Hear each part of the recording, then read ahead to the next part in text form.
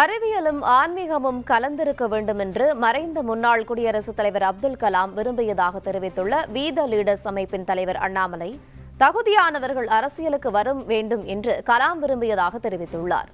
கலாம் ஐயாவை பொறுத்தவரை அறிவியலும் ஆன்மீகமும் கலந்திருக்க வேண்டும் என்று விரும்பிய ஒரு மாமனிதர். ஆனா கலாம் ஐயா பாலிடிக்ஸ்ல ஒரு எத்திக்ஸ் இருக்கணும்னு விருப்பப்பட்டாங்க.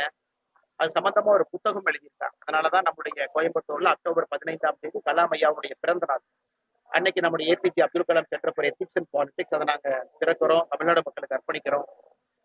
நோக்கம் அடுத்த ஒரு ஆண்டுல 1,00,000 பேருக்கு மேல அந்த சென்டர்ல இருந்து ட்ரெயின் ஆகி வெளியே வரணும்னு விருப்பப்படுறோம்.